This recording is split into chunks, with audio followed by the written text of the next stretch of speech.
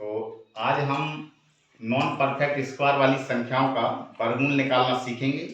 इससे पिछली कक्षा में मैंने आपको बताया कि परफेक्ट स्क्वायर वाली संख्या का वर्गमूल हम कैसे ज्ञात करते हैं।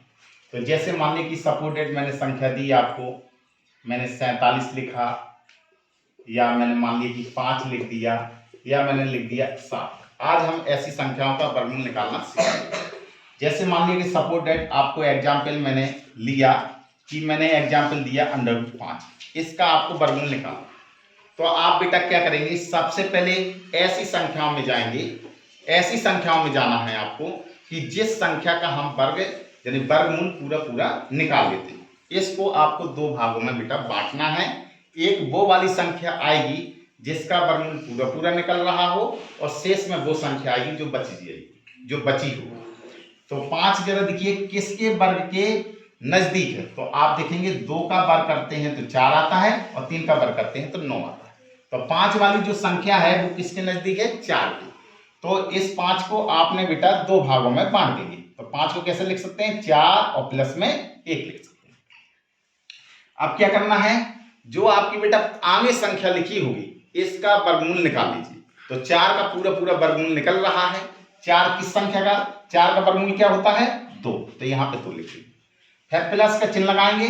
यहाँ पे जो बचा हुआ है सेकंड स्टेप में उसको ज्यों का त्यों लिखेंगे, फिर बटे का निशान लगाएंगे।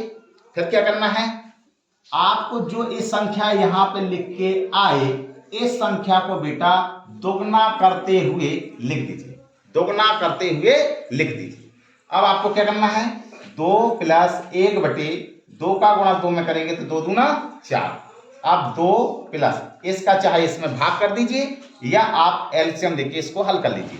तो आप एलसीएम लेके हल करेंगे तो 4 दूना 8, 8 और 1 कितना होगा, 9, और 9 बटे कितना हो गया, 4। अब 4 का भाग आप 9 में दे दीजिए, तो 4 दूनी 8, कितना शेष बचेगा, 1 दशमलव लगाएंगे, ये 10 हो गया। 4 दूनी 8, कितना बचा, 2, अपने मन से 0 बढ़ जाएगी। 4 का भाग करिए 20 में, 4 पंचे 20। तो इस टाइप से कितना आया, तो आपने देखा 2.25। तो √5 का जो वर्गमूल निकल के आया वो कितना निकल के आया है, 2.25। और काय का निशान लगा दिया जाता है प्लस माइनस का। इसी प्रकार से एक और प्रश्न लेते हैं। जैसे मान लीजिए कि सपोर्टेड आपको प्रश्न मैंने लिखा √47, इसका वर्गमूल निकालना। तो क्या करेंगे, इसको ऐसे दो भागों में बांटिए कि एक तो उस भाग में आ जाए जिसका हम वर्गमूल पूरा निकाल लेते हों, और एक वो संख्या आ जाए जिसका वर्गमूल नहीं निकल पाता है। तो 47 की जो संख्या है वो किसके नजदीक है, तो आप देखेंगे 49। ऐसी कौन सी संख्या है जिसका वर्गमूल आप पूरा निकाल लेते हैं और वो इसके नजदीक होना चाहिए, तो वो कौन सी है, 49। तो आप 47 को कैसे लिख सकते हैं, √49। आपकी संख्या कितनी लिखी हुई है, मात्र 47। यहाँ कितना लिखा है, 49। आपने बढ़ा के लिखा हुआ है, कितना बढ़ा है, 2। तो आप बढ़ा है तो उसको घटा के लिखना पड़ेगा, संख्या यही आ जाना चाहिए। तो 49 में से 2 गया, कितना बचेगा, 47। अब आपको बेटा क्या करना है, पहली जो संख्या लिखी है उसका वर्गमूल निकाल लीजिए। तो 49 का वर्गमूल निकालेंगे, कितना आएगा, 7। काय का निशान है माइनस का, ये कितना लिखा हुआ है, 2, तो 2 लिख देंगे। बटे का निशान लगाइए। अब मैंने क्या कहा है, जो बेटा यहाँ संख्या लिखी है उसको हमेशा दोगुना करते हुए गुणा में लिख दीजिए। तो दोगुना करते हुए उसको काय में लिखना है, गुणा में। अब आप क्या करेंगे, 2 से तो ये 2 कट गया, ये कितना बचेगा आपका, 7 माइनस यहाँ कितना बचेगा, 1, और बटे में 7। हल कर लीजिए, या तो इसका इसमें भाग करके हल करें या भिन्न के रूप में हल कर लें। 7 49, और 49 को में से 1 घटाएंगे तो कितना बचेगा, 48, और बटे में कितना होगा, 7।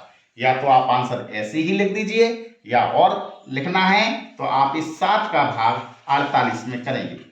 तो 7 का भाग 48 में करेंगे, 7 का भाग 48 में करेंगे, जाओ 7 का भाग 48 में करेंगे, कितनी बार जाएगा, 7 6 42, 6 बार जाएगा। यहाँ पे 42 लिख देंगे, ये 6 बचा। आपको फिर दशमलव लगाना पड़ेगा, यहाँ पे 0 बढ़ जाएगी। 7 का ऐसा पहला पढ़िए कि वो 60 से ज्यादा ना हो। तो 7 8 56, ये 56 हो गया। ये कितना बचा है, 4। तो अपने मन से कितना बढ़ाना है, 0। अब 7 का भाग करिए कि 40 से ज्यादा ना हो, 7 पना 35, अब ऐसे ही आपका भाग चला जाता ही रहेगा आगे। आपको बस दशमलव के बाद 1 अंक तक लेना है या 2 अंक तक लेना है। तो आपका आंसर कितना आया? प्लस माइनस जो ए भागफल आया है यही बेटा आपका आंसर होगा। क्लियर? तो इस प्रकार से हम नॉन परफेक्ट स्क्वायर वाली वर्गमूलों को ज्ञात कर सकते हैं। Thank you.